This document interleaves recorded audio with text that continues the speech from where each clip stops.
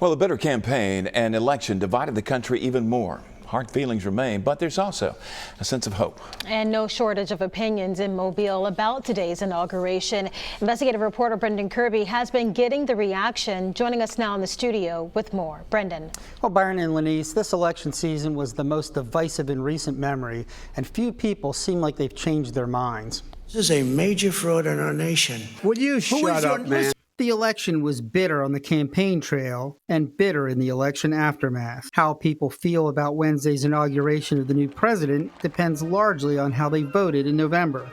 Bobby Barker is ecstatic. Joe Biden is going to be a good president. He's going to be a good president. I can see it in his eyes. He's going to be a good president.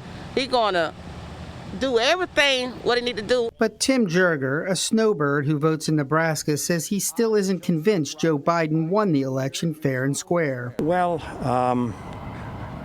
unfortunately, I'm like a lot of the people that believe that the election wasn't illegal. I don't believe at all. And it was stolen. Trump won 62% of the vote in Alabama, making it one of his strongest states. He also carried Mobile and Baldwin counties by healthy margins. But that doesn't mean Biden doesn't have his supporters in Southwest Alabama. Denise Mason says she believes Biden will do a great job as president. Her biggest hope for the new administration? To stop all this violence and rioting and all this stuff that's going down. This is terrible. All these riots and things. Deborah Ola says she voted for Trump in 2016, thinking his business experience would be good for the country.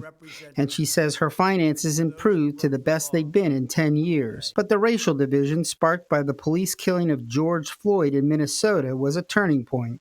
She says Trump's response was inadequate. I'm disappointed in the fact that Trump did this because I was going to vote for him.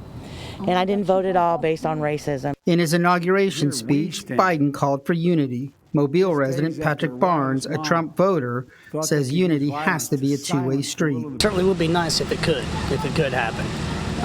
It's certainly been against Trump the entire time. Compromising spirit in Washington would help the new president. Between the coronavirus pandemic and the economic problems it's brought, plus narrow Democratic majorities in the House and Senate, his job won't be easy. Reporting live in the studio, Brendan Kirby, Fox 10 News.